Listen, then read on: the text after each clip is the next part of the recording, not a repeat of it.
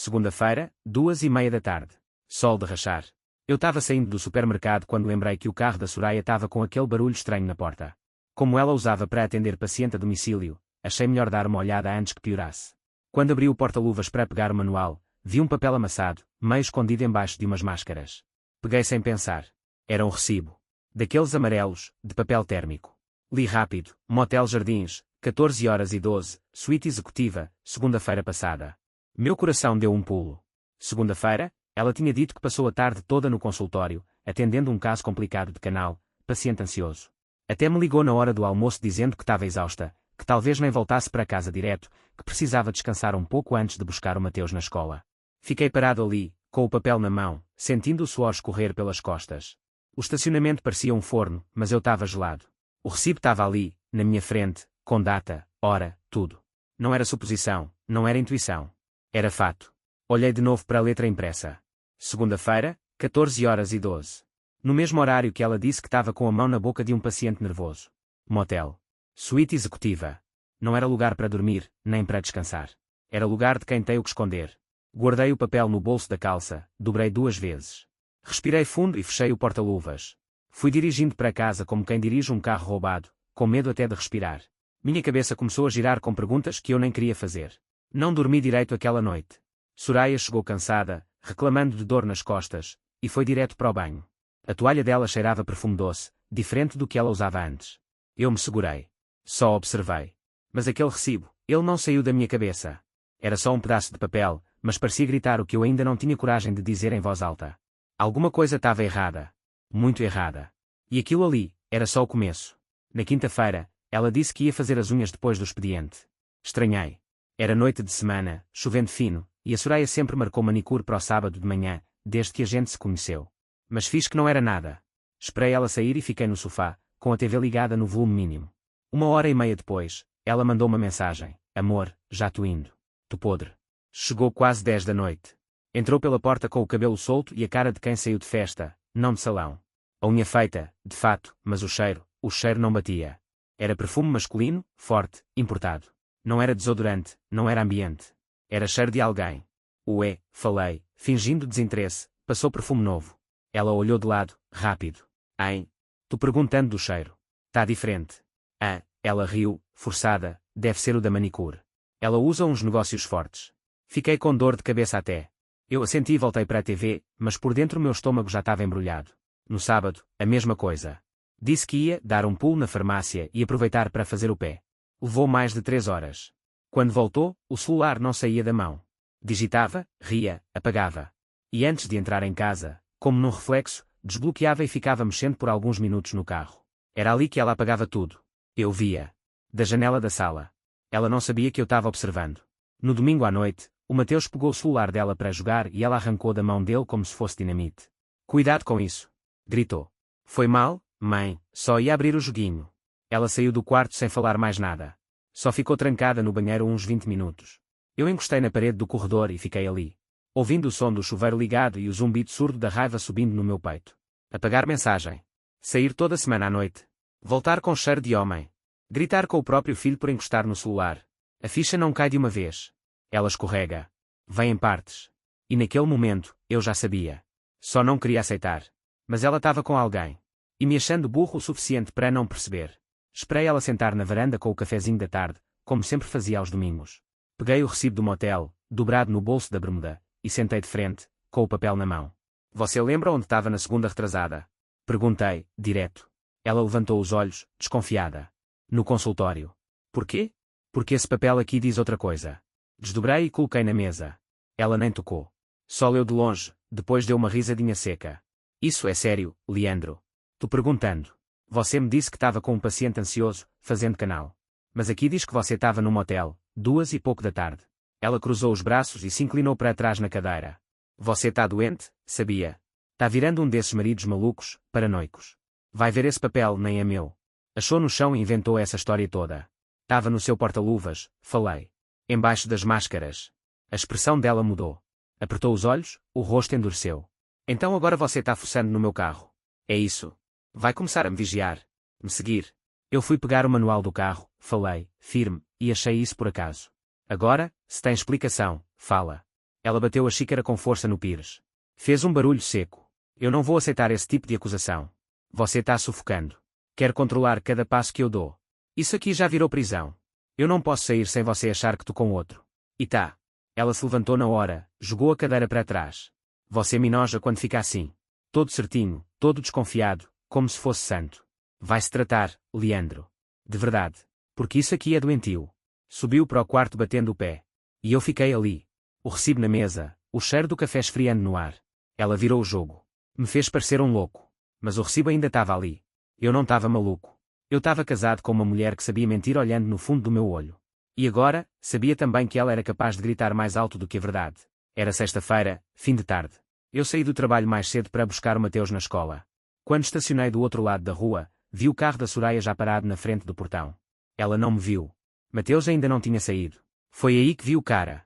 Um homem bem vestido, camisa social clara, calça de alfaiataria, encostado no muro. Ele olhou para o carro dela, fez um gesto com a mão e entrou no banco do carona como se aquilo fosse rotina. Fiquei paralisado, com a mão no volante. Ela virou o rosto para ele, riu de alguma coisa e depois passou a mão no cabelo, aquele jeitinho que ela só usava quando estava se fazendo de encantadora. Depois arrancou devagar, sem pressa, como se levasse alguém íntimo. Fui atrás. Mantive distância, claro.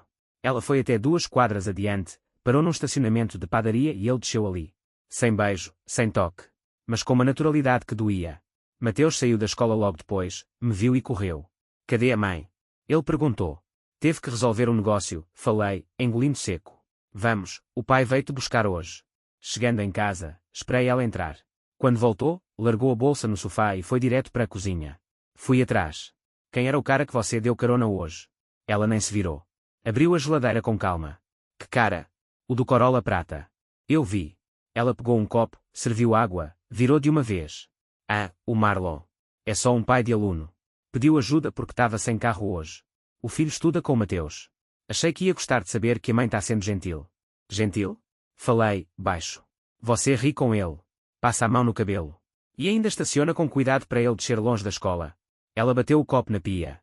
Que você quer, Leandro? Que eu ignore as pessoas. Que eu vire uma grossa só porque você tem imaginação fértil. Quero só a verdade. Ela cruzou os braços, com aquele sorrisinho irritante de quem se sente no controle. A verdade é que você está inseguro. E um homem inseguro cansa, sabia? Saiu da cozinha me deixando com a cara quente e o coração fervendo. Marlon. Agora tinha nome.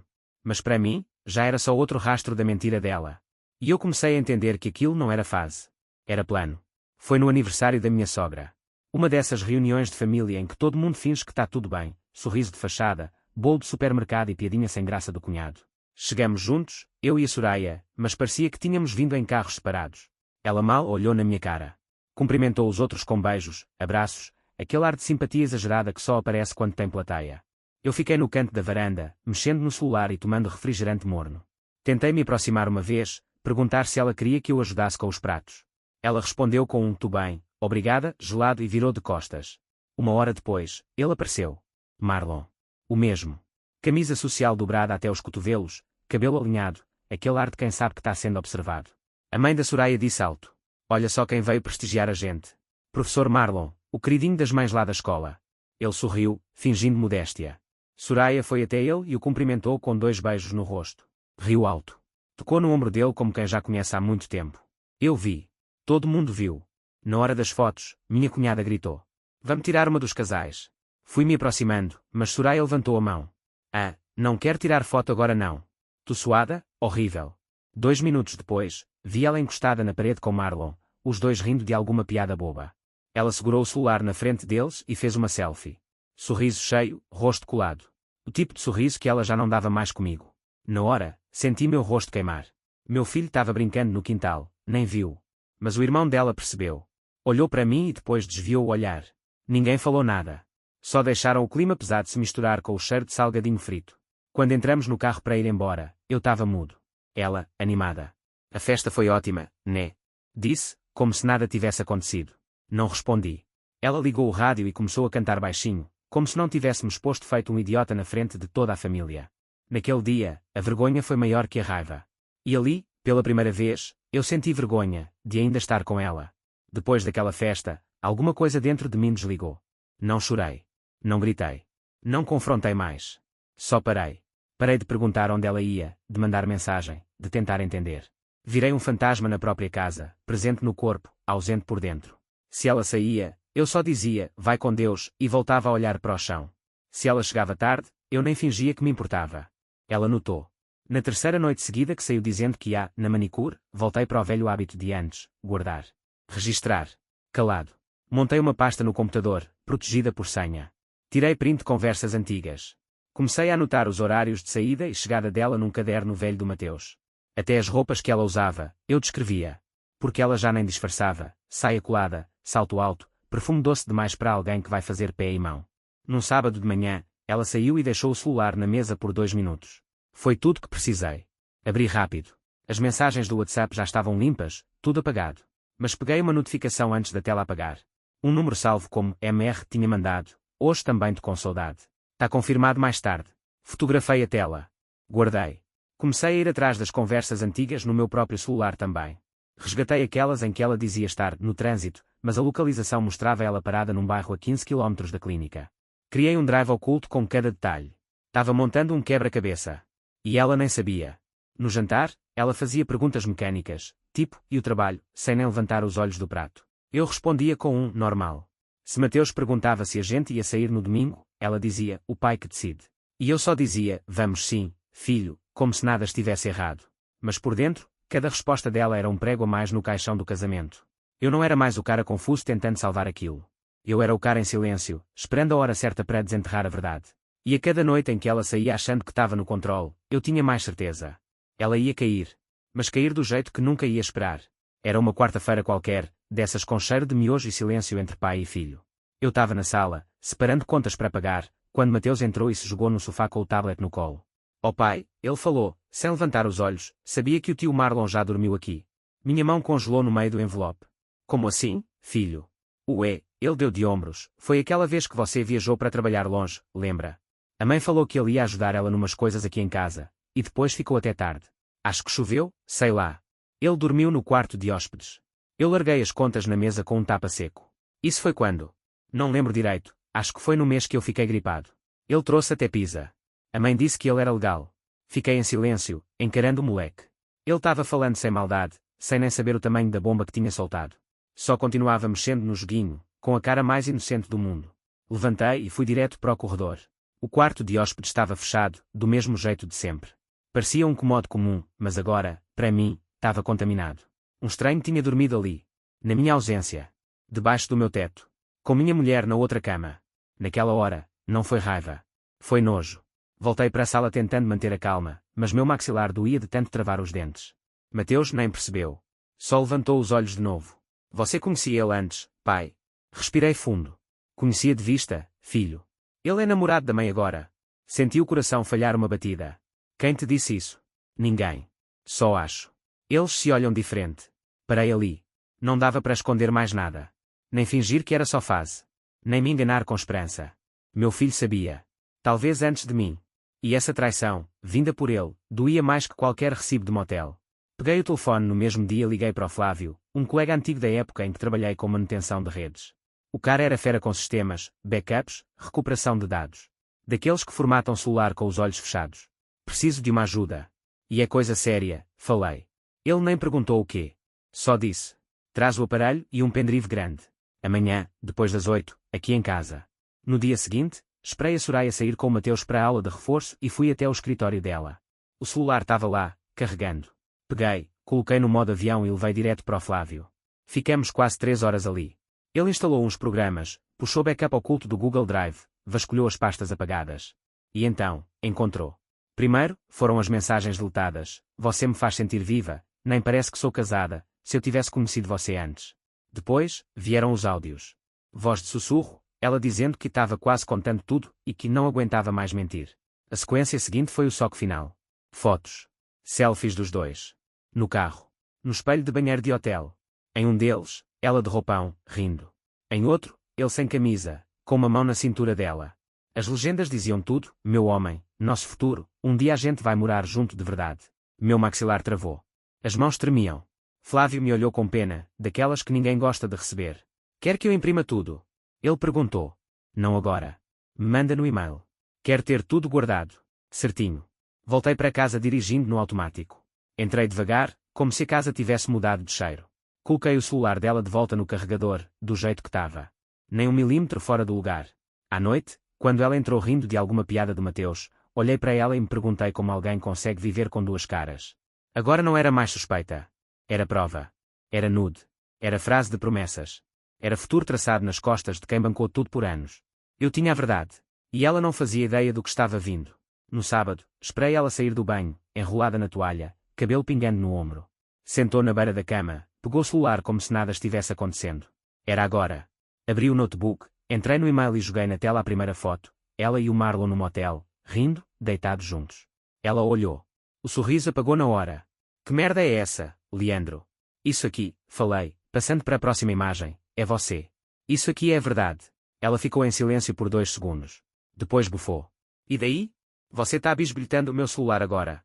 É isso que virou. Não muda de assunto. Eu tenho prints, fotos, conversas, áudios. Quer que eu continue? Ela se levantou, ainda de toalha, o rosto vermelho. Foi só uma conversa boba. Um momento de carência. Você vive ausente, frio. Nem percebo mais quando eu tô na sala. Só conversa. Com foto pelada. Com planos de morar junto. Ela veio para cima com o dedo em riste. Você quer me prender numa vida que eu não escolhi. Eu só estava tentando me sentir viva de novo. E não te traí como você tá pensando. A gente só se envolveu. Mas não passou disso. Nosso futuro, Soraya. Essas são palavras suas. Não minhas. Não do Mateus. Suas. Ela virou o rosto, andou até o armário, começou a procurar uma roupa como se fosse a vítima. Você sempre controlando, sempre querendo ser o dono da verdade. Isso aqui não é adultério. Isso aqui é falta de liberdade. Liberdade. Liberdade é dar carona escondida, apagar conversa, deixar homem dormir em casa quando eu tô fora. Ela me olhou, firme, olhos secos, nenhum arrependimento. Você é machista. Acha que só porque paga as contas pode mandar na minha vida. Tá aí se fazendo de vítima agora, mas nunca me ouviu. Nunca perguntou o que eu queria. Foi nesse momento que caiu a ficha. Ela não ia recuar. Nem com prova, nem com vergonha. Ia inverter. Ia distorcer. Ia transformar traição em carência, mentira em liberdade, e eu, no opressor. Mas não dessa vez. Agora era diferente. Agora, quem ia conduzir a história, era eu. Domingo de manhã, céu limpo. Soraya tinha saído para cuidar de um paciente urgente. Eu já sabia. Era o dia dele. Enquanto ela não estava, coloquei tudo em ordem. Imprimi os prints, as fotos, os áudios transcritos. Fiz tudo caber no envelope grosso, lacrado. Na capa, escrevi à mão, atenção, conteúdo sensível. Relacionado à conduta de um profissional em ambiente escolar. Fui até a escola do Mateus. Bati na porta da diretoria com a cara firme, coração em guerra.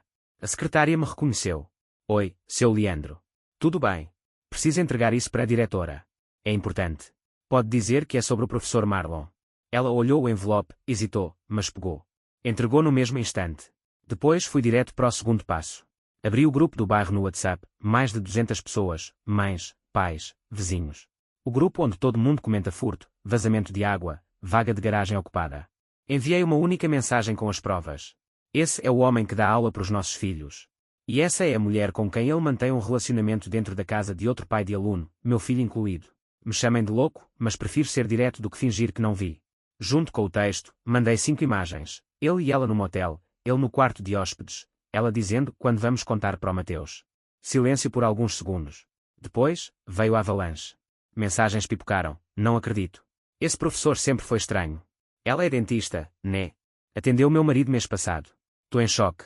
Em menos de meia hora, tinha mais de 50 respostas. Algumas em choque, outras revoltadas. As mensagens começaram a vazar para outros grupos, mais da escola, grupo da academia, do condomínio da sogra. Fiquei assistindo tudo em silêncio. Sem responder. Sem gritar. Só vendo a verdade se espalhar, como ela merecia.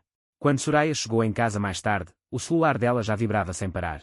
Entrou com a cara fechada, viu o meu olhar e travou. O que você fez? Levantei, peguei a chave do carro e falei sem levantar a voz. Eu só contei para todo mundo o que você fez. Ela não respondeu. Não precisava. Naquele momento, ela sabia. O mundo dela tinha começado a cair. Na segunda-feira, 10 da manhã, recebi uma ligação do colégio.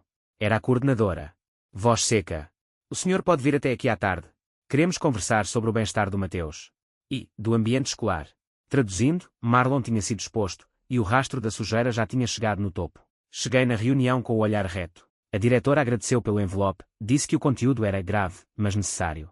Marlon foi afastado de imediato por conduta imprópria até apuração completa. Só não usaram a palavra demissão porque queriam parecer institucionais. Mas eu sabia. Ele estava queimado. Mais tarde, no grupo do WhatsApp, começaram a circular prints de mães comentando casos antigos. Sempre achei estranho ele falar no ouvido das crianças. Uma vez passou do horário com minha filha no plantão de reforço, tinha algo no jeito que ele olhava. Foi como abrir a porteira. O nome, Marlon, virou sinônimo de perigo. E Soraya? Entrou na roda sem dó. Ela atendia meu marido sorrindo demais. A clínica dela era cheia de cochicho, vi saindo com ele uma vez na rua da minha irmã. Em menos de uma semana, ela perdeu 2 clientes fixos do consultório. Um deles, uma mãe influente da cidade, publicou uma nota indireta. É triste confiar num profissional e descobrir que usa o jaleco para esconder caráter. A secretária da clínica me mandou mensagem, discretamente: Seu Leandro, desculpa, mas acho que a doutora vai ter que fechar a agenda por uns tempos. Muita gente cancelando. Soraya andava pela casa muda, com o celular grudado na mão, olhos arregalados, como quem assiste a própria reputação virar cinzas em tempo real. Tocou o interfone um dia, era a cunhada dela, que sempre me tratou com desdém. Você não precisava ter feito isso tudo, ela disse, me olhando torto. Não fiz. Só mostrei o que ela fez. Ela desceu as escadas bufando. Mas eu nem me abalei. Porque a cidade toda agora via o que eu engoli calado por meses. E ela, que sempre foi a mulher elegante da rua de cima, virou motivo de cochicho em fila de padaria. A máscara caiu. E dessa vez, não tinha dentista nem amante que colasse de volta. Na semana seguinte, entrei com o pedido de divórcio. Fui no fórum com a papelada na mão e o coração firme. O advogado que peguei, amigo do meu primo, já tinha lidado com esse tipo de sujeira antes. Sentou comigo, ouviu tudo, e só disse: com isso aqui, ela não vai te dobrar. Dei entrada exigindo guarda compartilhada, mas com residência fixa comigo. Argumentei rotina estável, vínculo afetivo, e o principal, proteção emocional. Mateus já tinha idade para dizer com quem queria ficar. E ele foi direto no dia da entrevista. Quer ficar com meu pai. Ele me escuta. Soraya tentou reverter. Disse que eu estava usando o filho como escudo. Que eu a difamei publicamente. Que Marlon era apenas um amigo, e que tudo não passava de exagero. Mas meu advogado tinha uma carta na manga. Investigou o tal Marlon a fundo e achou um processo disciplinar antigo, conduta imprópria com colega de trabalho numa escola anterior. Arquivado, mas registrado. Usou isso como argumento para o juiz, padrão de comportamento, risco para a estrutura familiar da criança. A cara da Soraya quando viu o documento, valia mais que qualquer vitória judicial. Ela começou a perder o tom. Gritava no cartório, queria refazer depoimentos, mandava mensagem em caps lock para o meu celular, como se isso mudasse alguma coisa. Não respondi uma única vez. Aos poucos, minha presença virou um silêncio difícil para ela encarar. Deixei de dormir no sofá. Me mudei para um apartamento simples, 2 quartos, perto da oficina do meu amigo Fabiano. Mateus adorou. Disse que ali tinha paz. Ajudava a lavar a louça, arrumava o quarto, até começou a gostar de acordar cedo. Na rua, passei a andar com o peito aberto. Vizinho que antes virava o rosto, agora me dava tapinha nas costas. Gente que nem conhecia direito vinha comentar: você fez o certo. Tem que mostrar mesmo. A gente engole demais. E eu só respondia com um obrigado discreto. Não era vingança. Era justiça. E a justiça, quando vem de cabeça erguida, pesa mais do que qualquer escândalo. Era fim de tarde quando ela apareceu. Campainha tocou e, quando abri o portão, lá estava a Soraya, maquiagem leve, cabelo solto, um vestido florido que ela costumava usar quando queria acalmar os ânimos. Mas os dela pareciam agitados. Posso entrar um minuto? Perguntou, com aquela voz baixa de quem ensaiou o diálogo no carro. Cruzei os braços, firme. Pode falar daqui mesmo. Ela respirou fundo, olhou para o chão, depois direto para mim. Eu só queria conversar, como adultos. Conversar sobre o quê? Sobre tudo. Sobre o Mateus. Sobre nós. Hesitou. Eu queria te pedir desculpa. Por ter deixado as coisas chegarem nesse ponto. Fiquei em silêncio. Não por falta de resposta, mas por excesso de verdade entalada. Ela continuou. Eu errei. Muito. Mas você também se afastou. E eu estava-me sentindo sozinha, sufocada. Não te tentando justificar. Só, explicar. Tarde demais para isso, falei, sem raiva. Só cansado. Ela deu um passo à frente. Eu pensei muito nas últimas semanas. Sonhei com a gente, talvez no futuro, mais maduros. Quem sabe? Levantei a mão, interrompi. Não. Não tem, quem sabe. Ela tentou segurar a expressão, mas os olhos tremeram. Você está mesmo decidido? Assenti. Tu em paz. E não foi com você que eu encontrei essa paz. Ela ficou ali, parada, esperando que eu vacilasse. Que eu abrisse uma brecha. Uma frase. Um convite. Qualquer coisa. Mas tudo que eu fiz foi segurar o portão com uma das mãos e dizer: boa sorte, Soraya. E fechei devagar. Sem bater. Sem virar as costas. Só firme. Do outro lado, ouvi ela suspirar. Depois passos lentos na calçada. Um carro dando partida. E, pela primeira vez em meses, o silêncio da casa não me pesou. Ele me protegeu. O ciclo estava encerrado. E agora, só faltava o acerto final. 2 meses depois, numa manhã qualquer, Mateus chegou da escola com o semblante curioso. Pai, sabia que o Marlon sumiu. Como assim? A diretora comentou que ele pediu transferência. Ninguém sabe para onde foi. E, parece que ele engravidou uma estagiária. Fiquei parado, mexendo o café com calma. É mesmo? É. E, a mãe falou com a avó. Disse que foi traída também. Soltei um meio sorriso. Irônico. Sem alegria. O mundo dá voltas, filho. Fiquei sabendo depois, por um conhecido do bairro, que Soraya tentou reatar com o Marlon. Procurou ele, ligou, mandou mensagens. Mas ele já estava de malas prontas com a moça nova, 20 e poucos anos, barriga crescendo, recém-formada. Disseram que ele foi transferido para outra cidade. Longe. Sumiu do mapa. Deixou Soraya com a fama e sem o prémio. No consultório, ela tenta manter as aparências, mas a clientela minguou. As mães comentam, sussurram, desviam. Ninguém fala diretamente. Mas a chacota é velada, como praga que se espalha sem aviso. Ela, que andava de salto e perfume caro, hoje passa apressada de chinelo e óculos escuros. Evita os lugares onde antes adorava ser vista. Não posta mais selfie com frase motivacional. Só republica imagem de recomeço e fé. Tu bem. Passei a pescar com o Mateus aos domingos, coisa simples, salvar em silêncio. Ele ri mais agora. Fala dos planos de ser engenheiro ou veterinário. Troca ideia com o Fabiano na oficina. Já me ajuda com as ferramentas, bate massa, aprende na marra. Terminei meu curso técnico. Com a ajuda dos amigos, montei minha própria oficininha no fundo do terreno da tia Cida. Nada grande. Mas é minha. Cada parafuso ali tem minha mão. Outro dia, uma cliente perguntou. Seu Leandro, você é casado? Respondi com um sorriso tranquilo. Já fui. Hoje eu só conserto motor. Coração, só o meu. E esse já está inteiro de novo. Ela riu. E eu também. Porque o que Soraya destruiu, eu reconstruí. Mas agora, mais forte. Mais limpo. E só meu.